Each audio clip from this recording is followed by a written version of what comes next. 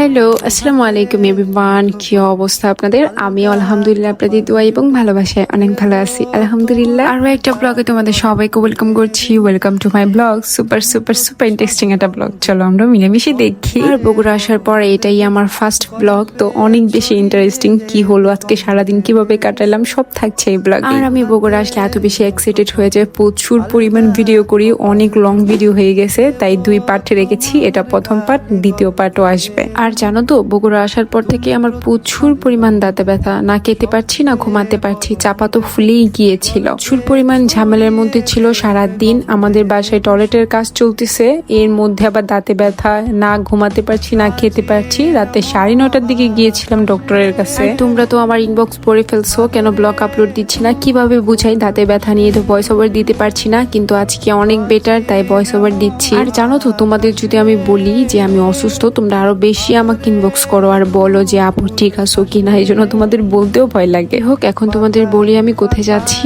আমি যাচ্ছি বগুড়া মোমো ইনে। সকাল করে ঘুম থেকে ওঠার পরে তো কিছুই ভালো লাগতেছিল না, দাঁতটা একটু বেটার লাগতেছিল, তাই ভাবলাম আজকে ডাক্তার দেখায় নিয়ে আসি, কারণ আজকে ওয়াশ করার ডেট ছিল। এই তো দেখতে দেখতে চলে আসলাম মোকামতলা। আর তারপর থেকে রাস্তাগুলো এত সুন্দর, তোমরা জানো তো এখানে যখন কাজ চলতেছিল এই রাস্তার, তখন থেকে এই রাস্তাটার প্রেমে পড়ে গিয়েছি আমি। এত বেশি সুন্দর এই রাস্তা। জানো তো আমরা যে সিএনজি দিয়ে যাচ্ছিলাম, ওই লোকটা আমাদের ভিডিও দেখে বলতেছে যে আমরা কি ব্লগ করি কিনা। ওনার অনেক আগ্রহ এইসব বিষয় নিয়ে, প্রচুর প্রশ্ন করেছে। আর তোমরা তো জানোই আমার ভাইও এসেছে আমার সাথে, কিন্তু ও বগুড়ার এই রাস্তা দিয়ে কখনো যায়নি, তো ও বলতেছে রাস্তা এত বেশি সুন্দর। এবার যখন আমরা বগুড়াতে এসেছিলাম তখন ট্রেন দিয়ে গিয়েছিলাম বগুড়াতে, তো ও ট্রেনের রাস্তা দেখেছে কিন্তু বাসের হাইওয়ে রাস্তা দেখেনি। আর জানো তো আমি বগুড়া আসবো, সাবার সাথে দেখা করবো না তা তো হতেই পারে না, কিন্তু আমার জন্য বেচারি অনেক কষ্ট করেছে, সবই বলছি তোমাদের সাথে। আর আমি যে বগুড়াতে যাব এটা হচ্ছে সাবা জানতো না। ও ঘুম থেকে ওঠার পরে আমি ওকে কল দিয়েছি, তো প্রচুর পরিমাণ কল দিয়ে বিরক্ত করতে করতে ওকে আমার কাছে নিয়ে এসেছি। জানো তো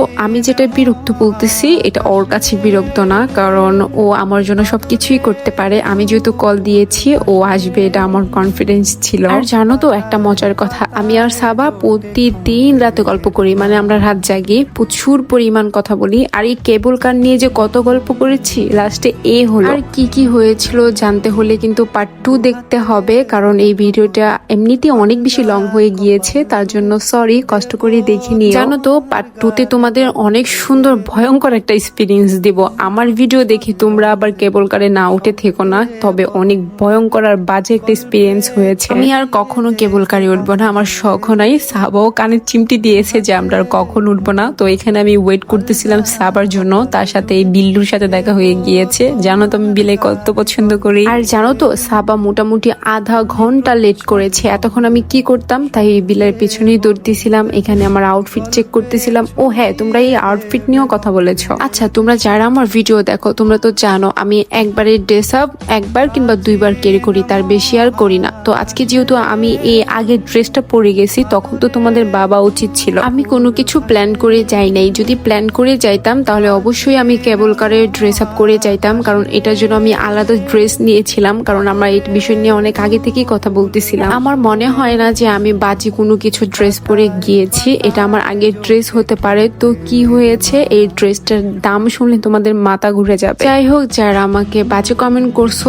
তাদেরকে এক বালতি সমবেদনা। এই নিয়ে আমার ড্রেসটা 2বার পরা হয়েছে। প্রায় আধা ঘন্টা পরে আমাদের মহারানী এসেছে, আর আমি তাকে রিসিভ করার জন্য যাচ্ছি। আর ভিডিও তো করবই, কারণ আমার সবচেয়ে প্রিয় একটা মানুষ। জানি না এত বেশি ভালো লাগে ওকে আর সুস্মিতাকে, ওরা দুজন থাকলে আমার কোনো কিছুই লাগে না। জানো তো এতদিন পরে দেখা, আমি ওকে হাক করেছি, ও ভিডিও নেয়নি দেখে নাকি আমার ভিডিও হয়নি, তারপর আবার নেওয়া হয়েছে। এটা দেখে তো ভাইয়া সে হাসি। কি করবো বলো, দুজনই কন্টেন্ট ক্রিয়েটার। তো আজ পর্যন্ত ভালো থাকো, সুস্থ থাকো, দেখা হয়ে যাবে পার্ট 2তে। আল্লাহ হাফেজ।